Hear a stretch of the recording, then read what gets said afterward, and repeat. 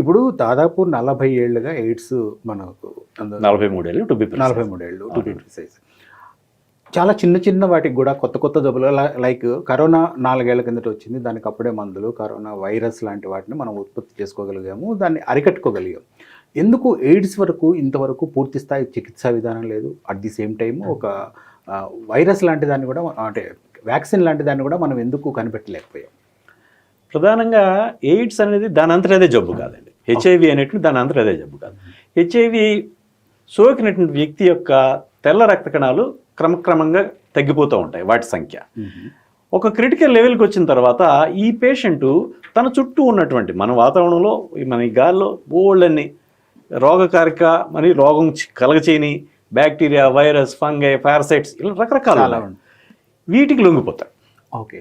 So ఆ రకంగా ఏదైతే ఒకసారి ప్రాణాంతకమైనటువంటి సీరియస్ జబ్బు పాల్పడతాడో ఈ పేషెంట్ బారిన పడతాడో అప్పుడు ఎయిడ్స్గా పరిగణిస్తూ ఉంటాం. ఓకే. అదే దురదృష్టవశాత్తు అమెరికా కానీ యూరోపియన్ కంట్రీస్ కానీ అభివృద్ధి చెందిన దేశాల్లో వాళ్ళకి ఈ సాంక్రమిక వ్యాధులు, ఇన్ఫెక్షన్స్ డిసీజెస్, అంటు వ్యాధులు చాలా చాలా తక్కువ.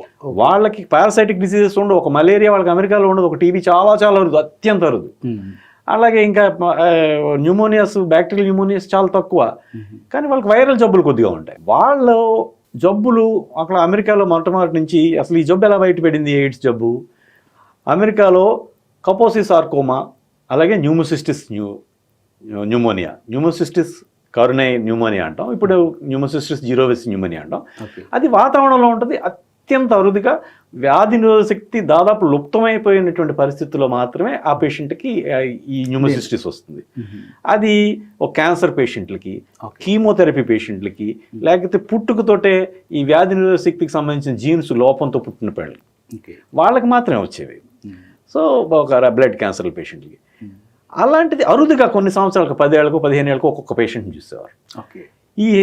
ఈ కొంతమంది ఈ ఇంజెక్షన్ డ్రగ్ యూజర్స్లో, మత్తు ఇంజక్షన్లు తీసుకునే వాళ్ళలో ఒక్కసారిగా క్లస్టర్స్గా కొద్ది కాలం సంవత్సరంలోనూ ఒక 20 మంది 30 మంది పేషెంట్లలో చూస్తారు.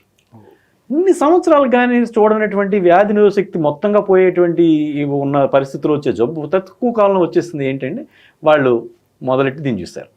సో అప్పటి నుంచి ప్రతి ఒక్కరు కూడా ఎయిడ్స్ జబ్బుకు సంబంధించి అంటే న్యూమోసిస్టిస్ న్యూమోనియా గురించి చూడాలి, ఇట్లయితే క్యారినా ఇట్లా దాని చుట్టూ తిరిగింది.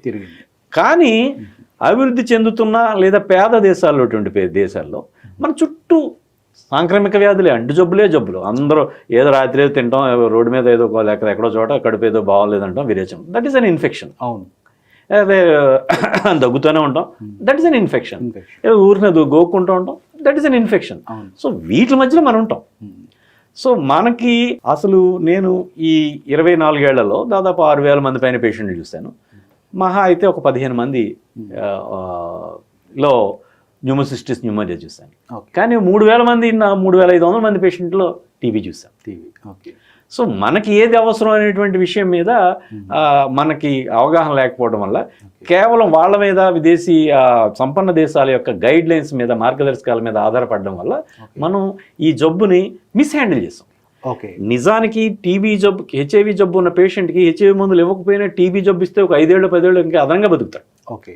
కేవలం టీబీ మందులు, హెచ్ఐవి మందులు ఇస్తే ఇంకా పూర్తిగా పాలన పడుతాడు. కానీ ఇది కూడా మనం మిస్హ్యాండిల్ చేస్తాం. అక్కడ బీటింగ్ అరౌండ్ బుష్ అంటాం.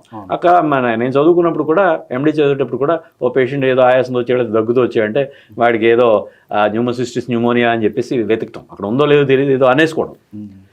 సో ఇట్లాగ మిస్హ్యాండిల్ చేశారు ఆ వెస్ట్రన్ కంట్రీస్. వాళ్ళ పరిధి మేరకు వాళ్ళు వెళ్ళారు, దాంట్లోనే మనం వెళ్ళిపోయాం. కానీ మనకి ఇంత మన చుట్టూ ఇన్ని డయేరియాలు ఉన్నాయి, మనకి ఇన్ని న్యూమోనియాలు వస్తాయి, మనకి టీబీ అనేటువంటి కామన్ అనేటువంటిది లేదు. సో ఈ జబ్బుని ఇట్లాగ పూర్తిగా అర్థం చేసుకోవడానికి నాకు ఇక్కడ పరిస్థితులు ఏంటి, అక్కడ పరిస్థితులు ఏంటి, ఈ విషయాలన్నీ స్పష్టంగా ఒకసారి చూస్తే అర్థమైపోయింది. This is a common sense అండి. మరి గొప్ప ఏమో అక్కర్లేదు. అక్కడ ఏం జరుగుతుంది, ఇక్కడ ఏం జరుగుతుందో తెలుసుకుంటే సరిపోతుంది. ఇక్కడ ప్రతి ఒక్కడికి ఇటీవల కాలం వరకు కూడా ప్రతి పేషెంట్కి కూడా న్యూమోసిస్టిస్ న్యూమోనియా రాకుండా ఇవాళ కూడా కొంతమంది వాడుతూ ఉంటారు. ఏదైతే బ్యాక్టీరియం డిఎస్ అంటాం, సల్ఫామెథాక్సిజోల్, అలాంటి కోట్రైమాక్సిజోల్ అంటాం. ఓకే. ఆ మందులు వాడడం అనేటువంటిది చాలా కామన్ ప్రాక్టీస్.